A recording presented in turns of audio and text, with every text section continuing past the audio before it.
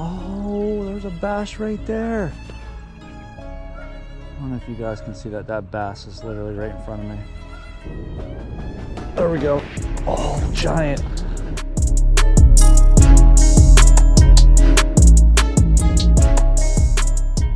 All right, well, I tried at lunchtime, didn't catch anything. I just got off work and I ran down to Hoover's Island boat launch. It's packed right now.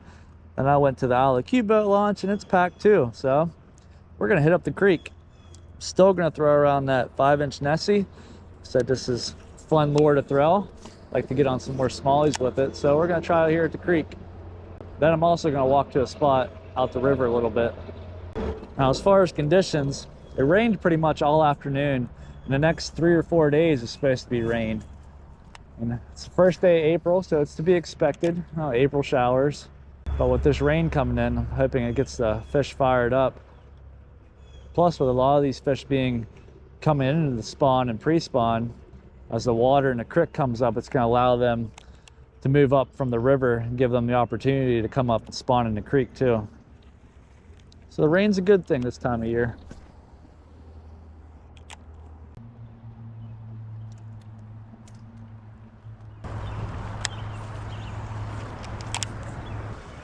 Oh, bass just swiped at it. This looks like a juicy spot. All this runoff coming in here. Definitely just saw a bass swipe at it.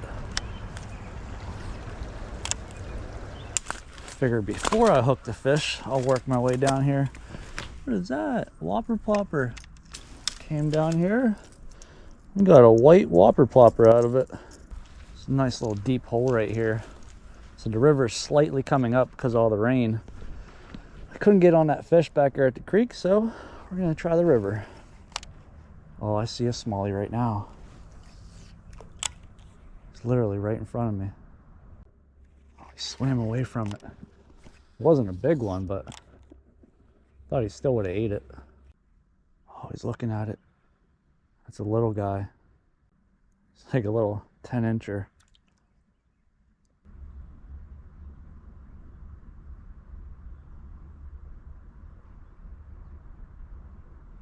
Got him. Dude, that was wild. Oh, it's a little largy too. Dude, he was thinking about it. He kept eyeing it up. And I let it float down real slow and he hammered it.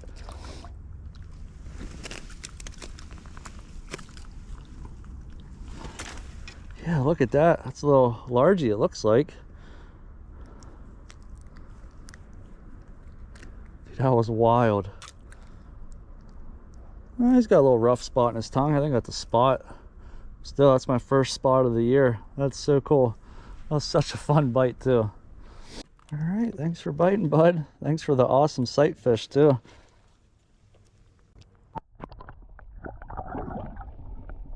He's probably pissed off. He's like, man, I knew I shouldn't have ate that bait. That was wild. He was just swimming in this little area right here. And I just kept letting it float down because of the slow sinking. It would sink real low, slowly, then he would come towards it and I would pop it. And he kept inching closer and closer, then he just decided to grab it. There's one thing I don't catch very often in my areas: largemouth and spots. Occasionally I've caught trout, and as you can tell, spots too. But like I said, it's far and few between.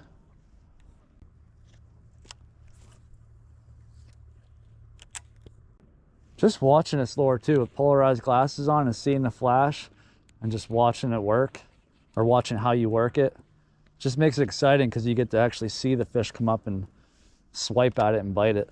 I just decided to walk over to the bank here, take a peek down, and there was 100% of fish right underneath that log. I am definitely not going to throw the swim bait in there, or the glide bait, but I do have a pocket full of lures that I'd be willing to try. He doesn't look big. I mean, he's 100% not on a bed. He's just chilling underneath that log. All right, I don't know if you guys are familiar with 10,000 Fish, but this is actually their Yodo worm. I came across these a couple years ago, and I truly love them. I throw them from time to time, but they're very good to throw weightless. That's exactly what we're gonna do. I'm trying to find his tail again. I could see his tail going. And I try to cast it up and let it float down, and then we're gonna have to flip him up over that branch.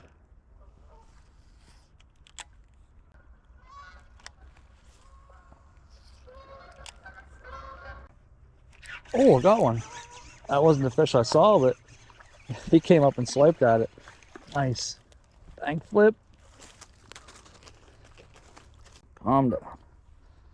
There we go. I mean, I wasn't going to throw the Yodo worm. That was just in case I lost that glide bait. But there we go on the Yodo worm. Thanks for biting, bud. We ain't getting no underwater fudge with this guy. It's a little bit of a drop. Yeah, he's good. I made a couple casts underneath that tree for that one, but I don't know where he went. I decided just to flip this out there because there's nice little slack water right there.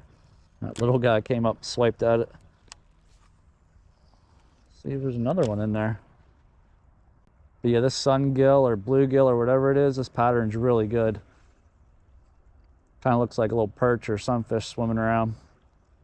Like I said, I usually use it weightless. It's usually the way I rig it.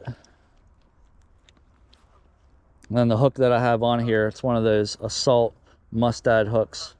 It's quite a unique design, as you can see there. That's the hook style I'm using.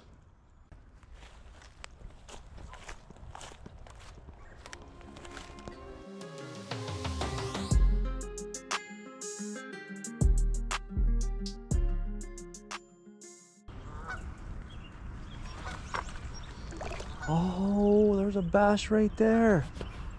Just spooked him. Just saw him swim off. Probably a 2.5 pounder.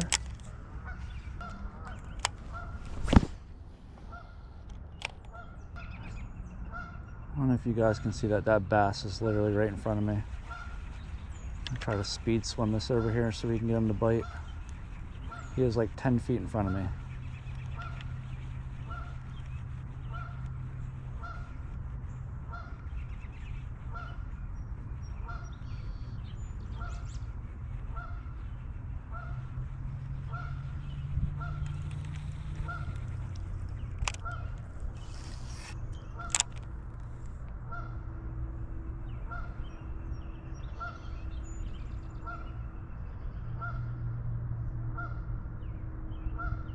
He's literally going inside that log.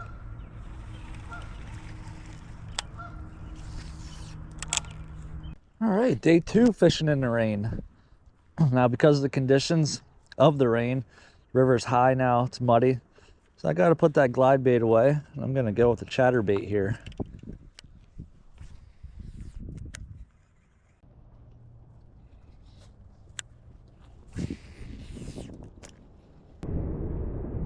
There we go. Oh, giant. Nice one. Crushed it right at the bank.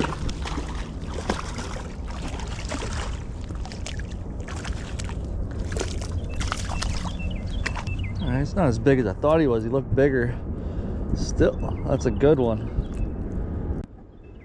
I'm using that chatterbait. I actually have a Z-Man goby on there just to spice it up a little bit with the chartreuse. Heck yeah, that's a nice one.